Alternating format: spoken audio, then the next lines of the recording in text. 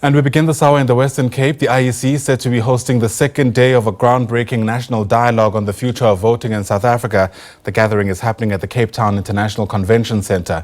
E-voting could transform how we participate in our democracy, making voting more accessible and efficient.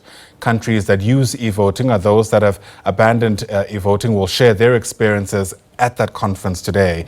SABC News reporter Natasha Phiri is part of our team in Cape Town, and she joins us now live from the International Convention Centre there. And Natasha, yesterday we heard the IEC saying trust is a big part of getting this process right. And I suppose to get that right, you need the buy-in of political parties. Definitely, and just speaking about political parties, I just want to, remind you, Ayanda, you were there actually at the SONA, post-SONA, when we got reactions from various political parties. I remember you, Bulelani Phillips, actually spoke to Nhlamulo Ndlela, and as the MK party, when the president had actually made that announcement that the country would be moving towards digital IDs, they had raised their concerns as the MK party, saying that they're against that, and it's quite interesting that you come to a conference like this, the sentiments are still the same because they're worried about issues around cyber attacks, vote rigging. Remember, there's also that litigation against the IEC on allegations of vote rigging, and of course the MK party is here. We're going to be speaking to the national organizer of the MK party, Mr. John Ndlela, who's actually joined by a person who's no stranger to us, viewers of the media, Bongani Baloyi. But let's just take this conversation to Mr. Ndlela. Mr. Ndlela, thank you so much for joining us on SABC News. I think first and foremost, your reservations about e-voting. I know that previously when we spoke to the MK party, they were against such a system. It is still so. It's still the case. We still reject this whole system in that we've had, interactions with the IEC for quite some time.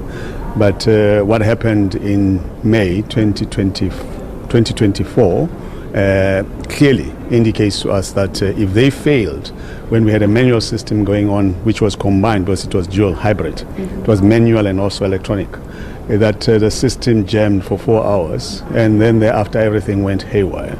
So how could you have confidence in e-voting when they are unable to manage a system which one would expect, having been running elections for so many years, they would master? So we are not happy at all.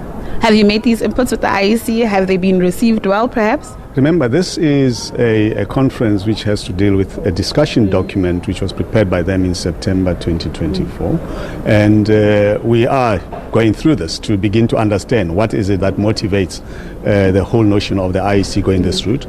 Are they being pushed by government? Because, the IEC is supposed to be independent. Or are they looking at other examples in the world? And in actual fact, if you look at e-voting, worldwide, very few countries have e-voting system in place. So we want to understand what is the thinking, the rationale behind this. I want to take you back to last year. You mentioned some of the glitches of the IEC, not only the voter management devices, but of course that situation that happened at The Rock, where the leaderboard somewhat went blank for a couple of hours, and some people have been raising their concerns around cybersecurity, this very issue. I know that there's also that pending litigation against the IEC on allegations of vote rigging. Where are we with that? Natasha, we are still on course, and that is why we won't say much, because in the legal language or fraternity, they talk about sub judice rule. So we are still on that because we believe that we did far better than what it shows now. We shouldn't be in the opposition benches. We should be running the country. But I have, again, as disciplined citizens, you would have noted that, in KwaZulu-Natal, we took the whole votes, but we had to restrain our membership because of the tensions that were there. So we will follow the law, but it is quite clear that we can't trust the IEC. Rigging, if you bring e-voting, is going to be even worse than what we have actually experienced. But Mr. Ndlela, there's also the argument that says there's a difference between online voting and e-voting. E-voting could also occur at the voting station where people can vote electronically.